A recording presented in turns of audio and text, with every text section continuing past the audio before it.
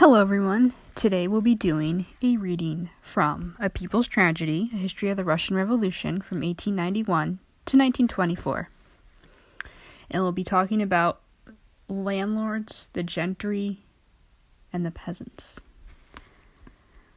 A constant battle was fought between the written law of the state, framed to defend the property rights of the landowners, and the customary law of the peasants, used by them to defend their transgressions of those property rights.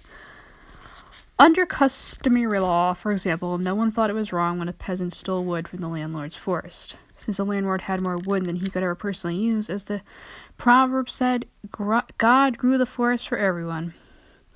The state categorized as crimes a whole range of activity which peasant custom did not. Poaching, grazing, livestock on the squire's land, gathering mushrooms and berries from his forest, picking fruit from his orchards, fishing in his ponds, so on. Customary law was a tool which the peasants used to subvert a legal order that, in their view, maintained unjust domination of the landowners and the biggest landowner of all, the state. It is no coincidence that the revolutionary land legislation of 1917 based itself on the labor principles found in customary law. The subjective approach to the law, judging the merits of a case according to the social and economic position of the parties concerned, was a third specific aspect of the peasantry's legal thinking when it had an affinity with the revolution. It echoed the Bolshevik concept of revolutionary justice, the guiding principle for the people's courts of 1917 to 1918, according to which a man's social class was taken as the decisive factor in determining his guilt or innocence. The peasants considered stealing from a rich man, especially by the poor, a much less serious offense than stealing from a man who could barely feed himself and his family. In the peasants' view, it was even justified, as we have seen, to kill someone guilty of a serious offense against the community. And to murder a stranger from outside the village was clearly not as bad as killing a fellow villager. Similarly, whereas deceiving a neighbor was seen by the peasants as obviously moral, cheating on a landlord or government official was not subject to any moral censure, as such as cunning, one of the many everyday forms of passive resistance used by peasants to subvert an unjust established order. Within the context of peasant society, this subjective approach was not without its own logic, since the peasants viewed justice in the term of its direct practical effects on their own communities rather than in general or abstract terms. But it could also result in the sort of muddled thinking that made people call the peasants dark.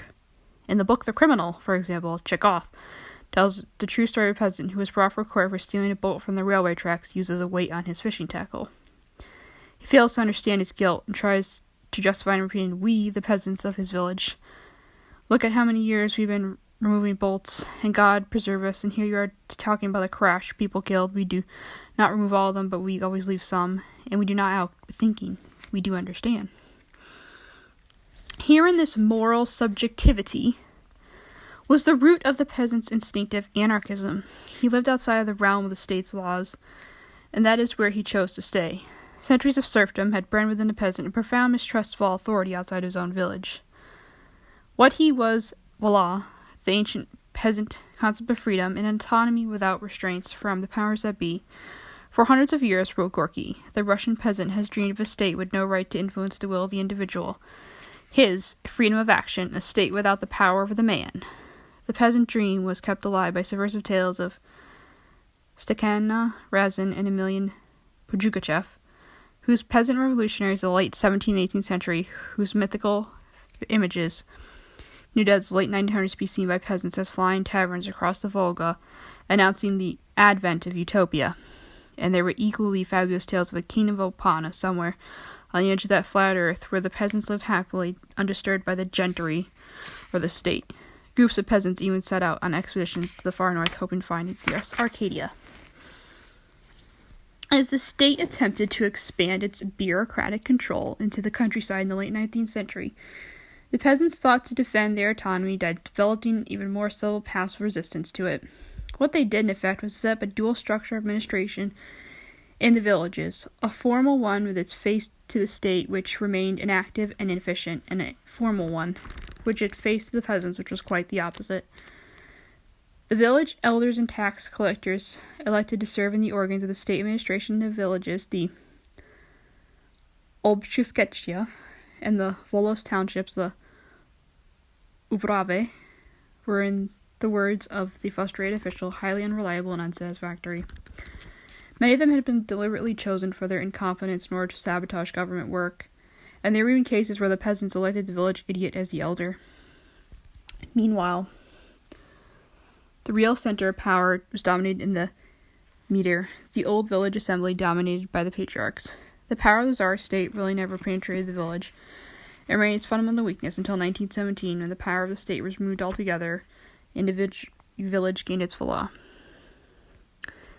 The educated classes always feared a peasant voila as soon as to degenerate into anarchic license and violent revenge against the figures of authority. Volinsky wrote in 1837, "Our people understand freedom as voila, and voila for the people means to make mischief.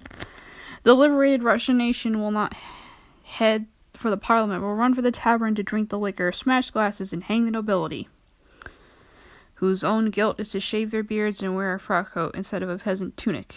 The revolution would, in many ways, fulfill his prophecy.